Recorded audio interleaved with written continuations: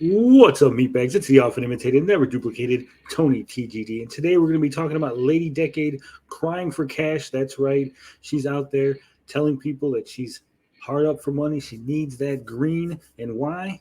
Well, because she's got a DMCA after she decided to steal a picture and then admit it on camera. But before we get into it, we got to hit that theme music. Hey, hey, get out of my way. This Houston using hot picks, so you might as well stay. It's time to listen to the geeking away. So there you go. We got Lady Decade. This is her video. She says she's so scared. In the video, she details how she went and took an image from the New York Times, used it in a video for a Top Hat Man Gaming Altered Beast video. It was a picture of Ray Harryhausen that was taken by Martin McNeil. And now that picture was licensed to New York Times through Getty Images. It has since been removed from Getty Images, which could have triggered why he flagged it at this time and didn't know about it earlier. Bob, you're here with me. What are your thoughts on the situation so far, Bob? It's a complete mess. 100% agree.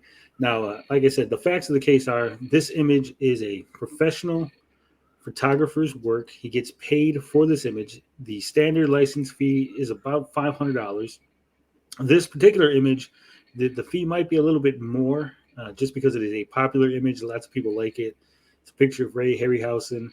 It was used, like I said, by the New York Times, so it's got a little bit of fame. It's got a little bit of bump. He does get paid every time that image is licensed. Now, with images like this, with photographers' work, you have to remember that it is the uniqueness and the quality of an image, right?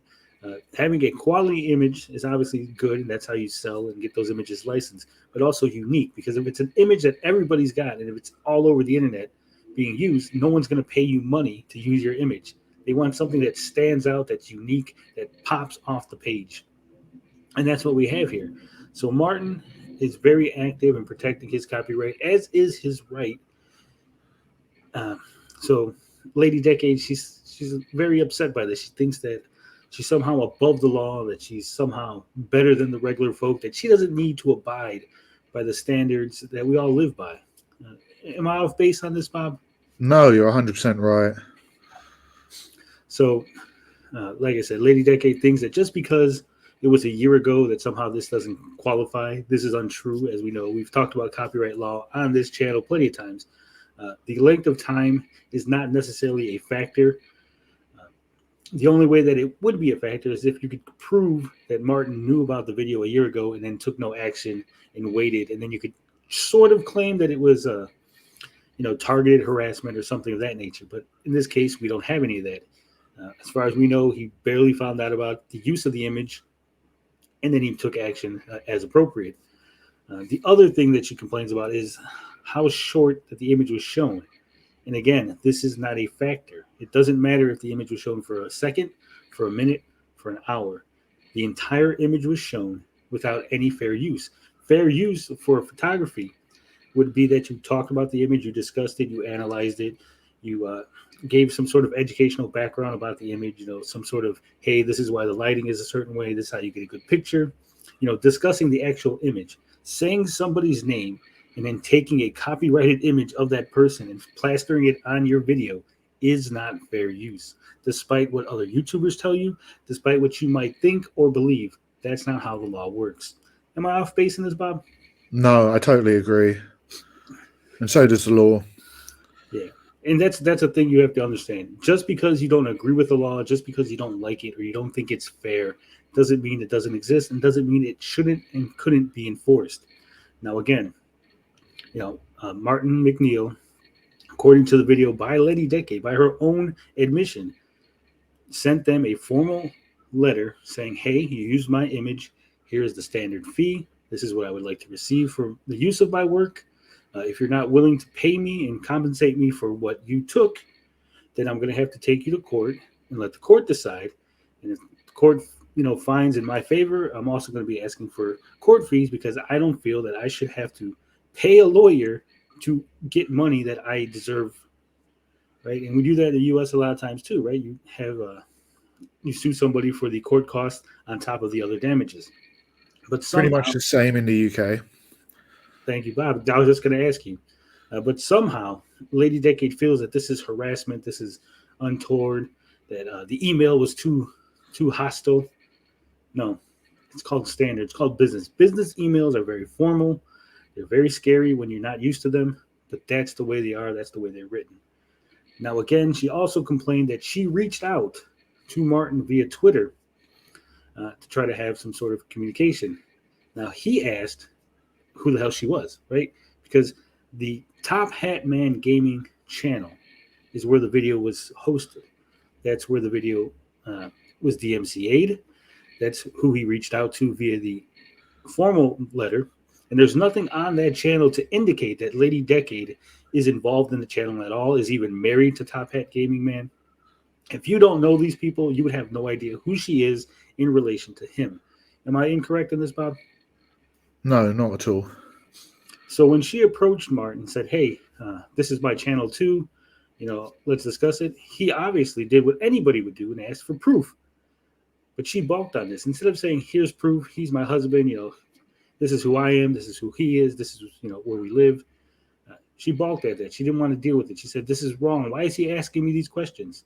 Because these are questions that people who deal with business, who have professional attitudes about life, ask in order to make sure that they're not just talking to anybody, some random person that just fucking DM'd them. Then she tried to get him to discuss the matter via DMs on Twitter, which he again said, no, if you want to discuss things, we can discuss things on email. Now, as you know, Twitter DMs are very easy to fake. You can also delete your account, which would delete the Twitter DMs in and of themselves. So Martin, being the smart professional business person he is, said that he would prefer email for communications. Lady Decade obviously balked at this because that would leave a paper trail and expose her for what she's doing. She tried to contact him via phone, and as far as I know, the UK, they're not really big on recorded evidence as far as phone calls. Am I wrong on this, Bob? No, in my experience, recorded phone calls aren't really very great when it comes to providing evidence in the law. Sometimes they're used, but not all the time. So again, Martin, being the professional he is, said no, email. She didn't like that. So she got on YouTube, decided to make a video, appeal to her audience, and now from the 500 pounds, or it's actually 470 pounds, as she clarified in her video eventually, fee that he's asking, she's made well over $1,000. Her Patreon has increased. She's got, I think, 46,000 views at the time of this recording on this video alone. So she's making money off of the video, crying about her committing a crime and then being asked to pay restitution. She's got donations flooding in because people are feeling sorry for her because she's, again, a female on the internet crying. And then she gets, on top of all that, her Patreon increased. So, in my opinion, this has been nothing more than a cash grab opportunity by Miss Lady Decade. Thoughts on that, Bob? Totally agree. And she's also got people offering to start a GoFundMe for her. So there's even more money possibly coming her way for this. Yeah. Additionally, Martin had to protect his Twitter account because he's been getting harassment from people that are fans of hers.